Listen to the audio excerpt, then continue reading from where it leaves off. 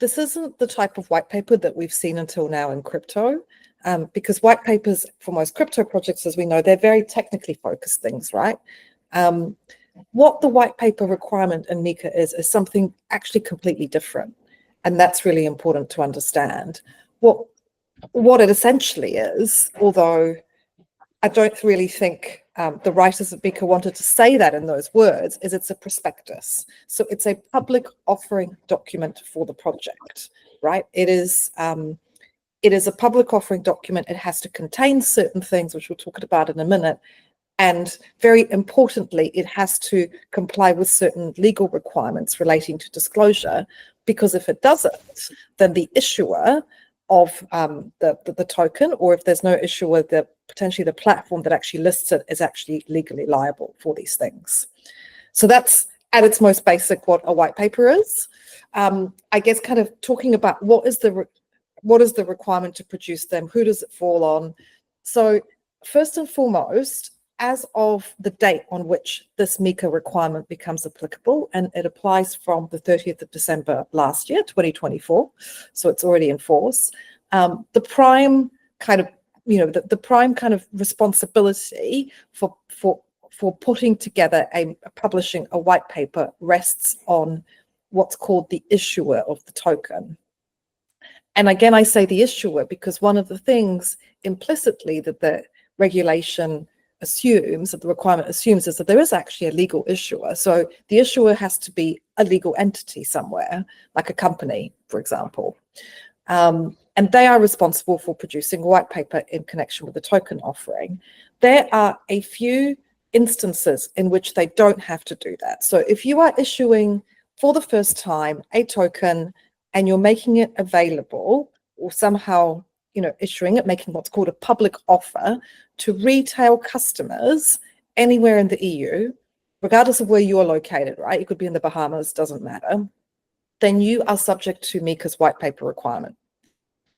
However, there are certain exceptions to this, and they're pretty limited. Again, they follow what the exceptions generally are under securities law for issuing a prospectus. You don't have to issue a white paper if your token offering is small. So that is if you are raising less than 1 million euros in the space of 12 months. So it's called accredited investor, I think I'm using the US term, exception, which is if you're only making the offer to certain professional qualified investors, a bit like under your typical securities law situation, then again, you don't have to issue a white paper.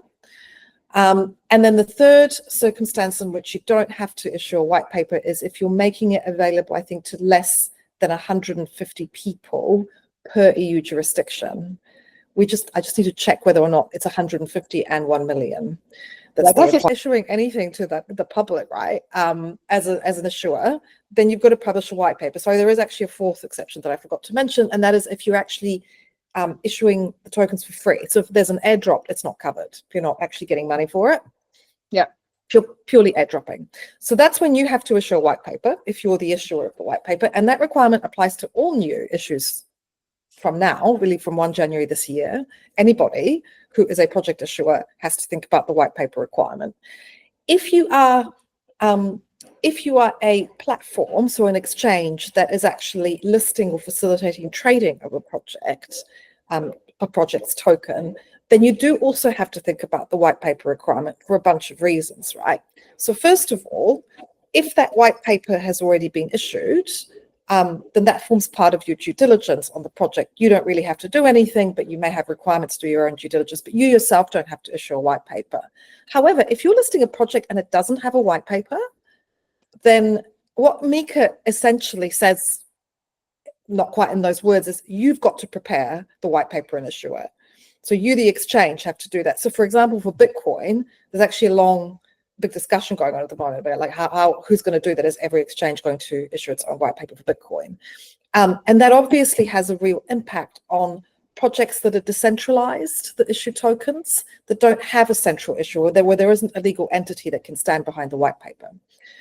The third and last thing I'm going to mention, this like very long response to your question, is what happens to existing projects that are out there, that are listed, that are available to EU consumers, that are already, that haven't issued MiCA-compliant white papers already, And the answer to that is that they themselves will have to issue MiCA compliant white papers by sometime in 2027.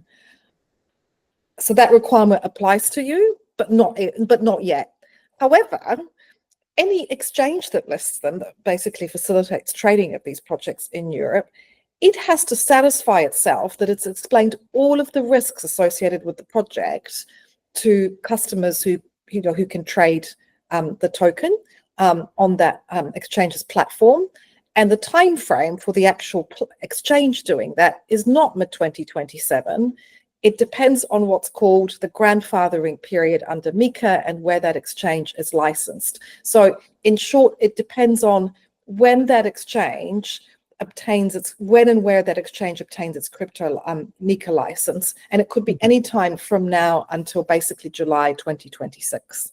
So if you're an exchange, you may already actually, or may shortly have to make sure that you in effect produce MiCA white papers for all of your crypto assets.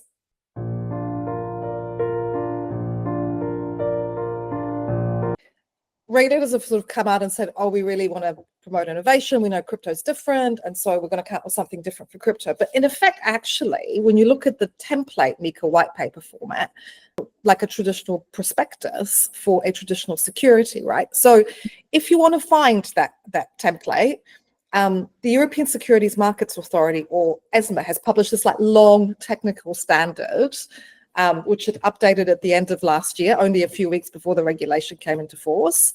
And that actually contains the sections and the entire template that in all the sections you've got to fill in. So I'm not going to go through all of them in detail, that's boring. But when you look at it kind of big picture, yes, you do have similar requirements to a prospectus, right? You've got to say who the issue is, where they're based, give details about the offer. You've got to give financial statements. I'm not even quite sure how you actually go about doing that as a project. For some of the projects that will have to put together white papers, you've got to give details about the project, okay. You've got to give details around the founders. So you've got to disclose basically anything that's material. And then there's, of course, a risk section. So you have to risk. So it's very similar to a prospectus, honestly, in reality. The only difference is that maybe there's a few kind of areas where they've tried to sort of tweak it to crypto a bit more, and that actually what you've got to do is you've got to fill in this template in machine readable format so that it can actually be put on a kind of electronic register that everybody can access. And that's fine on the format, but the content I think is pretty similar to a prospectus, and the liability too. So and to your question on securitization, it's a really interesting one actually, because when you look at these disclosure documents, they're so similar to a prospectus that yes, you could, you are basically moving from a realm of, crypto being an area which is quite different to traditional finance in terms of how people invest in it and what the requirements are, to something that actually looks a lot like traditional finance.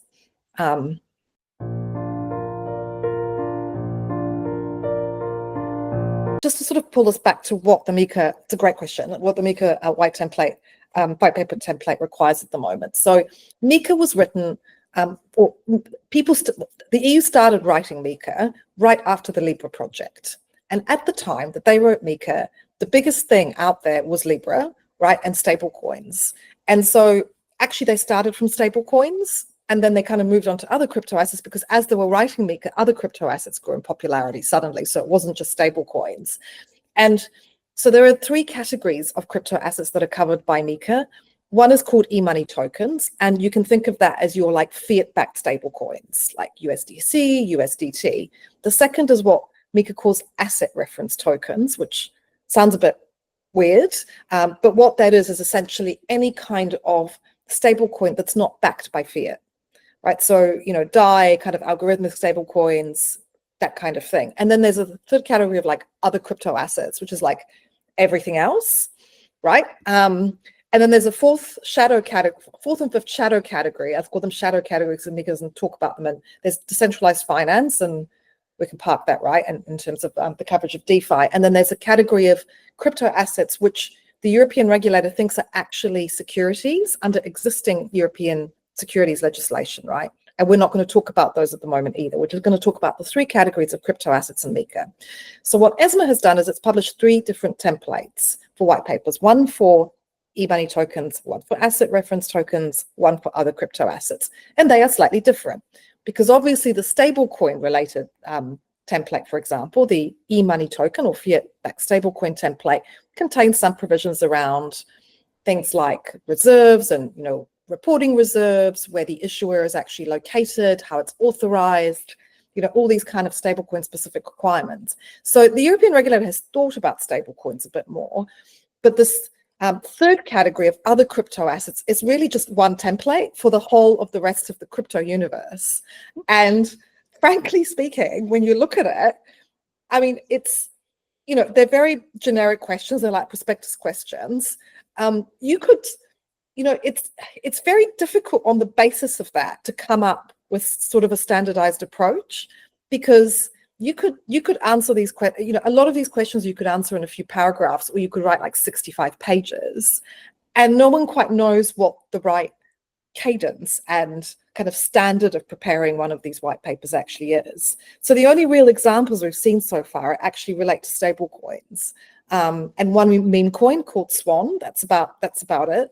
So to kind of go back to your question on standardization, it's a really great question, because what you're kind of seeing right in the digital asset space is the emergence of a bunch of different categories of digital assets across the digital asset universe, right? So we have the cryptos, as we've talked about, we have existing securities, we will have different forms of, let's say, tokenized real world assets, which may or may not be securities. It could be a completely different category of sort of digital asset, right? And we're still sitting there with these three very basic templates, and really to kind of fuel, to kind of meet the requirements and the spirit behind this legislation, right? And in the spirit of ensuring efficient markets, letting the market grow, letting innovation happen, and actually protecting customers at the same time, standardization is really key. And we're really just at the beginning of the road there. And the last thing I'll say on that is, of course, the EU is the first jurisdiction to really properly legislate on crypto and white papers in particular. So this is their first go. And I think what we will see is other regulators looking at this with interest. So for example, the UK at the moment is consulting to see, is there an improvement we can make on that approach? Really good question. I think everybody's observing what's going on in Europe, because it's the first time that anyone's really tried to regulate this issuance aspect of crypto. So no one really knows what the right answer is, right? I think there are so many things that are kind of honestly left untested in this. For example, you have a concept, and we look at the latest FCA discussion paper on admissions and disclosures in the context of the new UK crypto regulatory regime. The UK FCA says, well, we think it's really important for there to be full disclosure about crypto projects and crypto tokens, but actually we want it to be simplified disclosure because we want people to be able to understand it. And honestly speaking, if you look at just like a typical prospectus from TradFi, which is like my background, there is no way in hell most retail customers understand everything that's in that prospectus or even read it, right? So that's for like let's in quote marks a normal company. Like, what about a crypto asset and a crypto project which has all these technical terms? A lot of it is very technical, it's very tech driven. Like, how are you going to balance telling people enough about it to say you've actually disclosed everything when you have legal obligations to make sure you do, right? Which is very important, very difficult to comply with, right? Versus making it simple enough for the customer to understand. And honestly, this is not an easy question. And it's a very expensive one for the industry, because at its worst, it will lead to the production of prospectus-like documents that are really lengthy because everybody wants to cover themselves from any liability. It's going to be very expensive, very time-consuming, and it's actually going to, I think it'll lead to a lot of, it will put a lot of costs on crypto platforms and on the projects themselves. So the only way I can see forward of actually doing this better is what you were talking about before, which is some form of standardization of kind of crypto asset classes and types, so that you can at least box different types of assets and actually have some consistency around what kind of disclosures you make about them. But this is completely untested.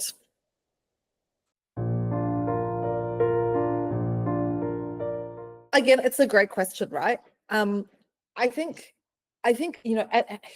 if we were living in a utopia, in a really efficient world, then actually having these disclosures somehow prepared at industry level, or some kind of arrangement to ensure that, for example, a project prepares a set of disclosures, it does so consistently, and then it needs to be done once and not more than that, updated continuously, is actually the most efficient way of doing things. The reason this isn't happening, right, is because I think, and this is just a personal view, that regulators don't sometimes quite understand the market structure of crypto and how it differs from TradFi. And let me explain that, right? A crypto exchange in crypto is very different from a traditional exchange as we know in TradFi. It actually also acts kind of as a broker, as a broking platform, right? And so what kind of these regulations do is they put these obligations on crypto exchanges like they would for a broker. But the difference, of course, is that a broker is only ever actually kind of, housing marketing already issued securities that already actually have a prospectus. Whereas here, the exchange is in a position where actually it may not have a white paper to lean on. There may be no issuer. The issuer may not have produced a white paper. So it actually puts the exchanges in a really difficult position. I think in the short term, it's very difficult to go to all of your projects at once and make them produce white papers. In a competitive market, obviously, that may or may not be the way you want to go. It's a very difficult and time-consuming exercise. And you also have a real time issue, as you identified, because the exchanges have to comply with these obligations much more quickly than the projects do. So it is a chicken and egg situation. Probably the easiest thing to do from an exchange's point of view is actually to look for a provider who can write these white papers, because most of the information on crypto projects is available publicly. It can be gathered, it can be analyzed, and a lot of that can be automated, so that at least you actually have a base standard. Crypto exchanges do conduct obviously a lot of due diligence on projects, but they don't have that available in the format of the white paper because they haven't had to. So the easiest way really to go forward, I think, is to actually try and automate at least to set the bar from an exchange's point of view, and then kind of update these disclosures on an ongoing basis. And then in the longer term, you rely on the fact that the market will, to some degree, correct itself, because a crypto project will actually want to, who want to list for retail participation, will actually want to produce a white paper, because most of the good exchanges will require it, and so you'll have that cost inbuilt into the project itself. I can talk about this for hours, but I think the answer is there isn't actually an easy. So there are two. I'm going to talk about the issuers and exchanges separately, because they have slightly different obligations because of the nature of the way this works from a regulatory perspective. So starting with the issuer, if you issue a token without a white paper, and you somehow manage to get it issued right to customers in the EU, somehow manage to actually, however you do it, right, decentralized exchange, however you do it, then actually you are in breach of MiCA, which is European securities law, EU securities law. Now, what happens then, right, is a very good question. The regulator can come after you. There isn't an example of that happening yet, because the requirements have not been enforced for very long. There's separate requirements actually that apply also to issuers of stable coins and other crypto assets, but in terms of white paper requirement only, I'm talking now. This is untested, what will actually happen in practice. But you do have liability for actually breaching the legislation. Your directors may have liability. If you have directors, you may not, if you're all completely decentralized. So that's another unanswered question. And then the other problem actually is that you may have civil liability, and this tends to be more of an issue in the US than in Europe, right? Because in the US, this concept of civil liability is also very big, and it also drives a lot of the disclosures you'll see in prospectuses, because the US is still the biggest capital market in the world. A lot of securities disclosure is driven by this fear of civil liability. In Europe, this is less of an issue because of the way the law works, but it is still an issue. So if you issue a meme coin with no white paper at all, and then kind of don't disclose things, do things behind the scenes like rug pull, okay, maybe you'll be sued for fraud by the regulator as well as breach of MiCA, but you could also have civil liability to your investors if they can pin you down. So that, from an issuer's point of view, is key. I think the second obvious point, right, is that no platform, and I'm going to talk about the platform at the moment, no exchange is going to want to house a token which is actually in breach of MiCA, because that actually creates them a regulatory issue. So in reality, if you want to get your token listed by a reputable centralized exchange, you will not be able to do so without a white paper. They will insist on you having one, because otherwise they potentially they have liability under MiCA too. So that's the project, right? And if you move on to the exchange, or the crypto asset service provider, or CASP as MiCA calls it, but let's just say crypto exchange, that exchange has separate obligations under MiCA in respect of, kind of supporting, let's say, supporting for trading tokens, listing tokens on its platform. Has an obligation to ensure that it's got sort of general kind of risk management obligations to ensure that it adequately discloses the risks to consumers. Which, if there is a white paper that's been filed, it can sort of say it's done that. If there's no white paper, it hasn't, so it will be in breach of its obligations. And being in breach of regulatory obligations when you're a centralized, regulated trading platform actually has quite some bite. And the reason for that is that exchanges will need to be licensed. And if you're a licensed entity operating in the EU and you breach MiCA consistently, then actually the regulator can take away your license, and you can just basically shut you down, right? And worst case scenario. So there's a very big stick for you to ensure that you actually comply with these white paper obligations, which in a regulated environment is to continuing to operate your business.